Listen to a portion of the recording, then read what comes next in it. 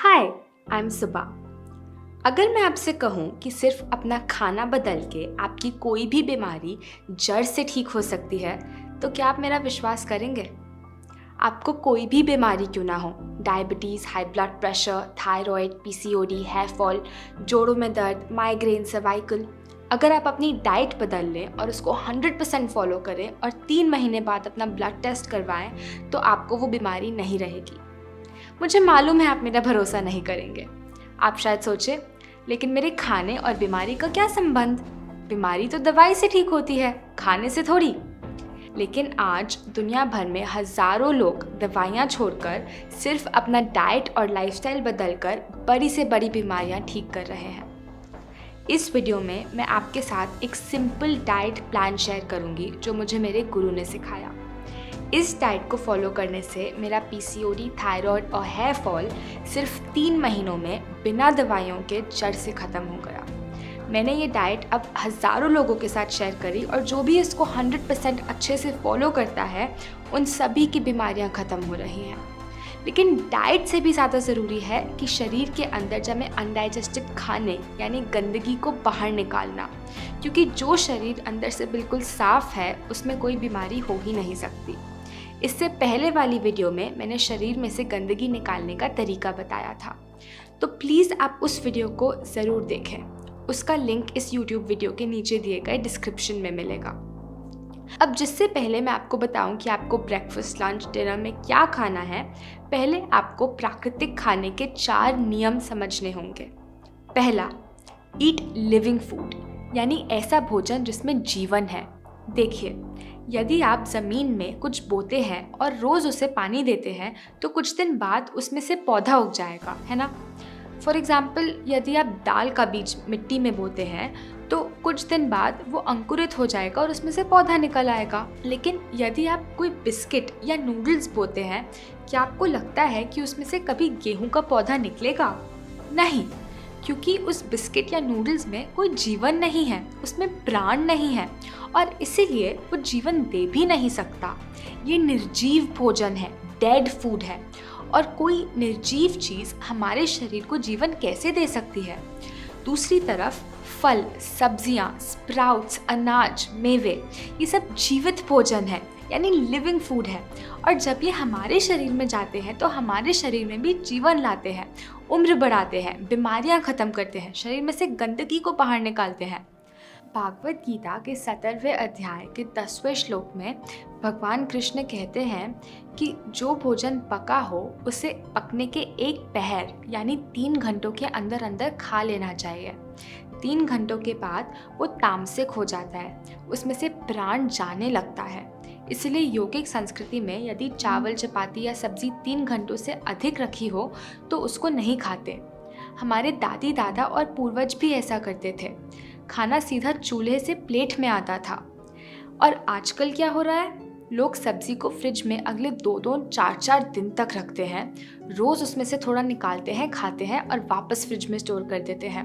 वो बासी निर्जीव खाना खा रहे हैं और शरीर में कैंसर को आमंत्रण दे रहे हैं।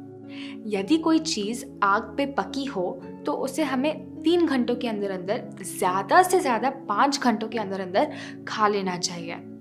अब मुझे एक बात बताइए, ये 3 घंटों वाला नियम हम केवल सब्जी चपाती पे क्यों लागू करें?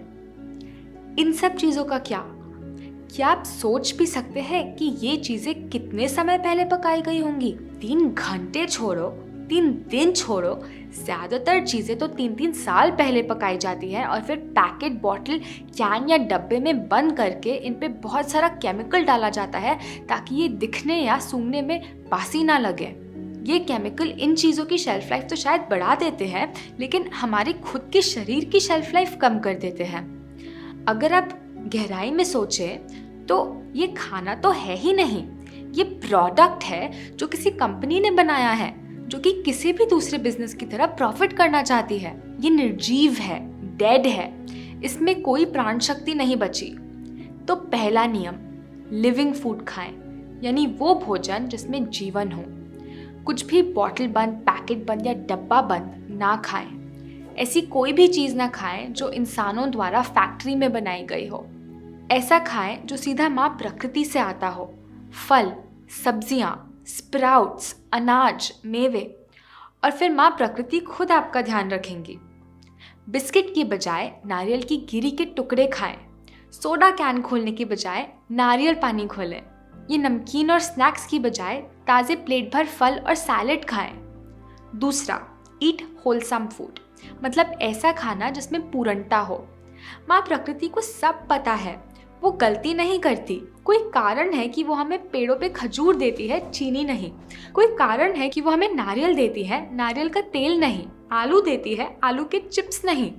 वो भोजन जो हमें सीधा सीधा धरती से मिलता है उसमें पूर्णता होती है, मतलब वो खुद में पूरा होता है, उसमें से कुछ निकाला नहीं गया।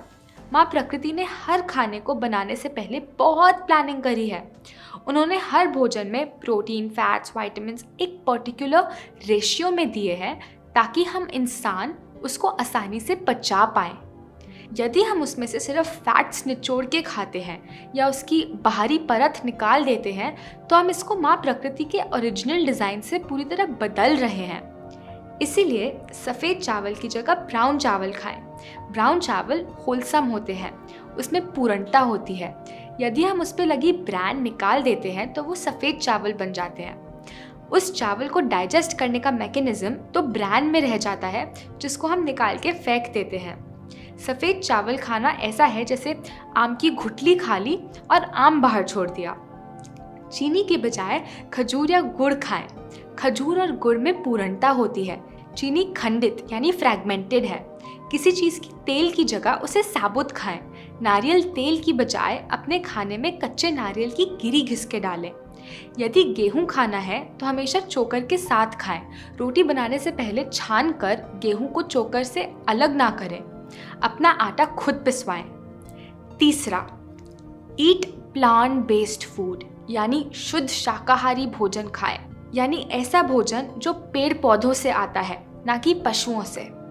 मीट, मछली या अंडा बिल्कुल नहीं खाना। माँ प्रकृति ने हमारे शरीर को जानवर खाने के लिए बनाया ही नहीं। मैं इस विषय पे आगे चलकर एक अलग वीडियो बनाऊंगी। आपका अगला सवाल शायद ये हो कि दूध और दूध से बनी चीज़ों का क्या? देखिए, देसी गाय का शुद्ध दूध अच्छा है, लेकिन समस्या ये है कि आजकल जो हमें दूध मिलता है वो दूध है ही नहीं। हमें जो टेट्रा पैक और थैलियों में मिलता है वो मिल्क पाउडर, यूरिया और बहुत हानिकारक केमिकल से बना एक सफ़ेद पदार्थ है। क्या आप जानते हैं कि वर्ल्ड हेल्थ ऑर्गेनाइजेशन ने भारत सरकार को सावधान किया कि आजकल मिलने वाला दूध इतना मिलावटी है कि यदि हम इसे पीते रहेंगे तो 2025 तक 87% भारत को कैंसर होगा। अब आप शायद पूछें, लेकिन मेरे घर का दूध तो बिल्कुल शुद्ध है, मेरी खुद की गौशाला से आता है, तो क्या मैं पी सकता हूँ? नहीं। जिन लोगों को अपनी बीमारी ठीक करनी है, वजन घटाना है या फिर दिन भर बैठने का काम होता है, वो लोग दूध पचा ही नहीं सकते। शुद्ध दूध भी बहुत भारी भोजन होता है। छोटे बच्चे जिनकी हाइट बढ़ रही है या एथलीट्स जो दिन में 4-4, 5-5 घंटे धूप में खेलते हैं, वो शुद्ध दूध को शायद पचा सके, लेकिन आजकल हम में से ज़्यादातर लोग नहीं पचा सकते।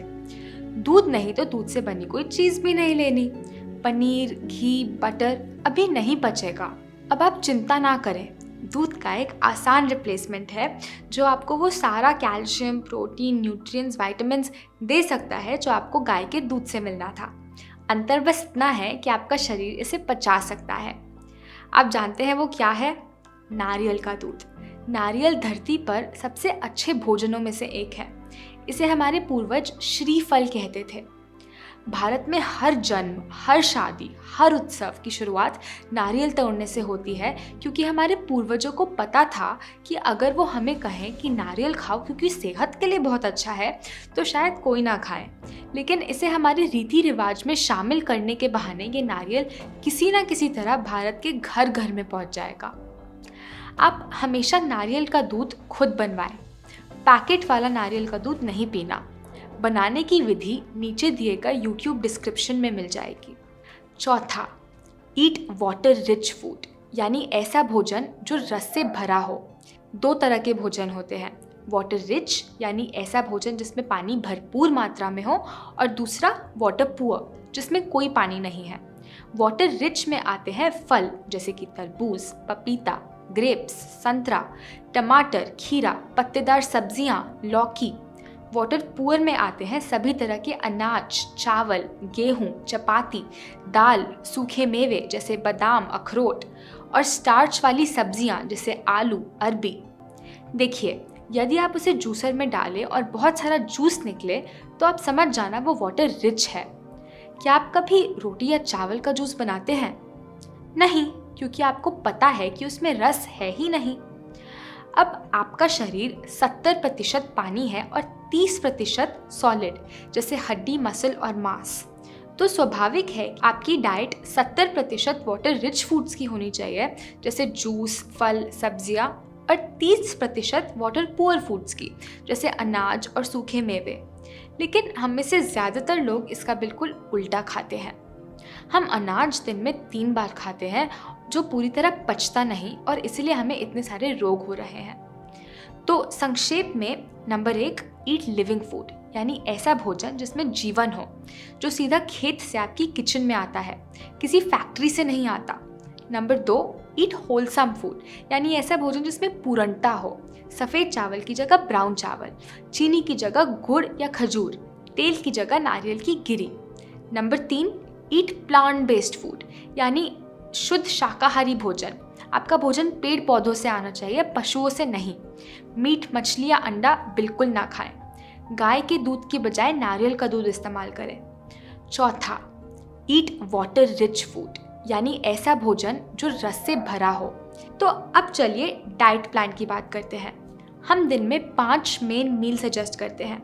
सुबह का डिटॉक्स जूस, नाश्ता, लंच, बीच की मिड मील और डिनर।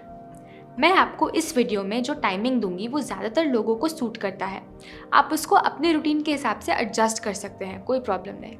याद रखें कि इस डाइट प्लान में आप रोज़ 16 घंटे उपवास ज़रूर जोड़ के रखें, जिसकी बात हमने पिछले वीडियो में की थी।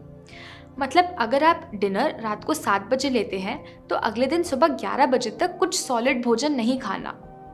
आइए सुबह के डिटॉक्स जूस से शुरुआत करते हैं, जिसे आप सुबह उठने के थोड़ी देर बाद ले सकते हैं, करीब 9 बजे। इसके लिए हम एक बहुत स्पेशल सब्जी का जूस बनाते हैं। जब ये हमारे शरीर में जाता है, सारे टॉक्सिन्स और गंदगी अपने अंदर सोखने लगता है, मैग्नेट की तरह। और जब ये निकलता है, बहुत सारी गंदगी अपने साथ लेके निकलता है। वज़न कम करने के लिए और त्वचा साफ करने के लिए ये बहुत अच्छा है। ये सब्जी बाहर से हल्के हरे रंग की होती है और अंदर से बिल्कुल सफ़ेद। क्या आप जानते हैं ये कौन सी सब्जी है? हिंदी में इसको सफ़ेद पेठा कहते हैं और इंग्लिश में ऐश कार्ड। ये आपको सब्जी वाले के पास मिल जाएगी। जूस बनाने के लिए पहले इसके छिलके को निकाल लें, अंदर से सारे बीज भी निकाल लें। फिर इसको काट कर जूसर में जूस निकाल लें।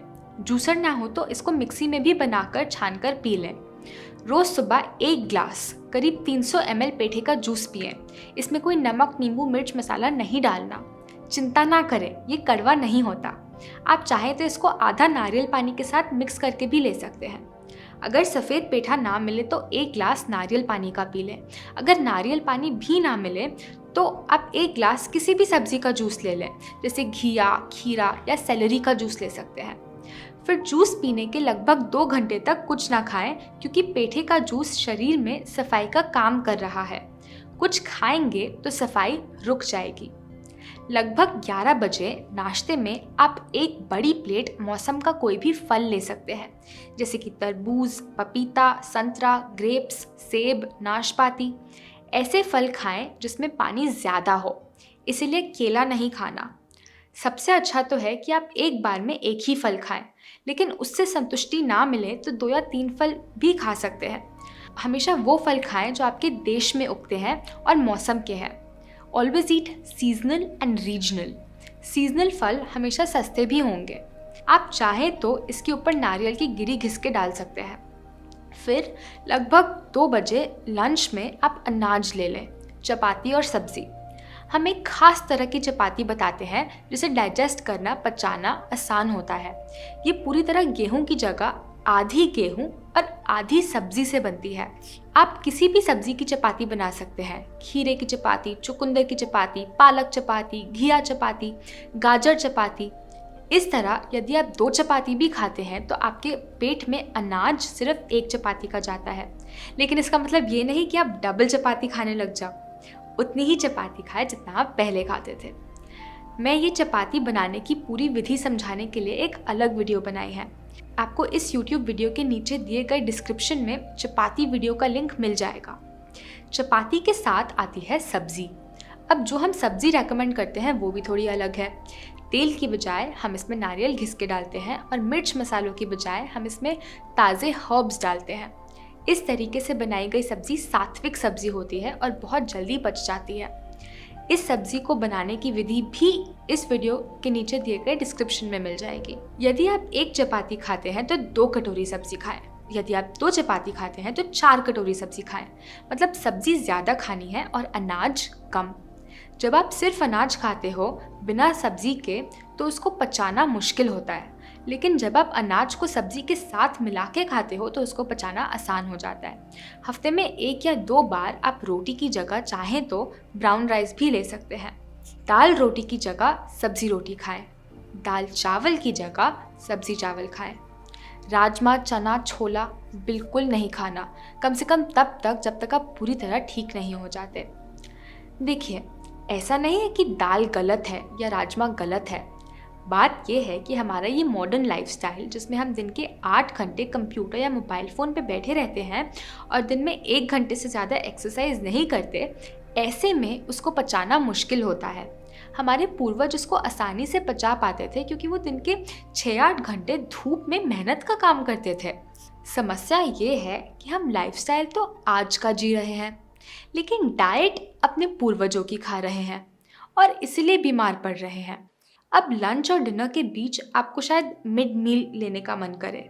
इस समय आप कोई भी ताज़ा जूस या पेठे का जूस या नारियल पानी ले सकते हैं। बिस्किट, स्नैक, नमकीन वो सब बिल्कुल नहीं लेना। यदि जूस के बाद भी भूख लगे तो 2-3 बिस्किट जितने टुकड़े नारियल की गिरी के ले लें या फिर कोई हल्का फल खा लें। बहुत लोगों को इस समय चाय या कॉफ़ी की आदत होती है। ऐसे में आप हर्बल टी ले सकते हैं। ग्रीन टी या कोई पैकेट वाली चाय नहीं लेनी। आप घर पे अपनी खुद की हर्बल टी बनाएं। उसकी रेसिपी इस नीचे दिए गए डिस्क्रिप्शन में है। फिर डिनर में सैलेड या सूप लीजिए। आपका सैलेड रॉ यानी कच्चा होना चाहिए। मौसम की कोई भी सब्जियों को काटकर, जैसे खीरा, टमाटर, चुकंदर, लेटस, धनिया, गाजर, उसमें नट जैसे काजू, बादाम से बनी होममेड ड्रेसिंग बना के डाल सकते हैं। सैलेड में कोई अन्न जैसे कि राजमा, दाल, चना नहीं डालना। मैंने आपके लिए कुछ बहुत टेस्टी सात्विक रेसिपीज़ बनाई हैं। उनमें से कुछ हमारे YouTube चैनल पे हैं, लेकिन सारी रेसिपीज़ के लिए आप हमारी फूड बुक ऑर्डर कर सकते हैं, जिसका लिंक इस YouTube वीडियो के नीचे दिए गए डिस्क्रिप्शन में है। अगर आप चाहें तो सैलेड के साथ एक सूप भी ले सकते हैं। आपके सूप में कोई तेल, दूध, अन्न नहीं होना चाहिए और वो कम से कम पका होना चाहिए। कुछ सूप की रेसिपीज़ हमारे चैनल पे हैं और बाकी हमारी बुक में। जब आप रात को अन्न छोड़कर सिर्फ सूप और सैलेड खाएंगे तो आपको बहुत लाइट फील होगा, और जब आप रोज़ सुबह अपना एक्स्ट्रा वजन घटता हुआ देखेंगे और बिना दवाइयों के अपनी रीडिंग्स कंट्रोल में आते हुए देखेंगे तो वापस मुड़ने का मन भी नहीं करेगा। तो आप दिन में 1 बार अन्न खा रहे हैं, 1 बार फल और 1 बार सैलेड। आप देखेंगे आपका डाइजेशन कमाल का काम करेगा। आप चाहें तो लंच और डिनर को स्वैप भी कर सकते हैं। लंच में आप सैलेड ले सकते हैं और डिनर में अनाज। अब ये डाइट प्लान उनके लिए है जिनको कोई बीमारी है और वो उसे जड़ से ख़त्म करना चाहते हैं। ये उनके लिए भी है जो पहले से फिट है और अपना वज़न और हेल्थ मेंटेन करना चाहते हैं। लेकिन एथलीट्स और बच्चों के लिए ये सजेस्टेड नहीं है। 16 साल की उम्र तक बच्चे और एथलीट्स यदि वो बिल्कुल स्वस्थ हैं तो दिन में 2 से 3 बार अन्न खा सकते हैं क्योंकि वो उसे पचा सकते हैं। आइए अब कुछ इम्पॉर्टेंट प्रश्नों का आंसर करते हैं। पहला प्रश्न जो होता है लोगों का, मुझे कितना पानी पीना चाहिए? आपको पानी केवल तब पीना चाहिए जब आपको प्यास हो। ठीक वैसे ही आपको खाना सिर्फ तब खाना चाहिए जब भूख हो।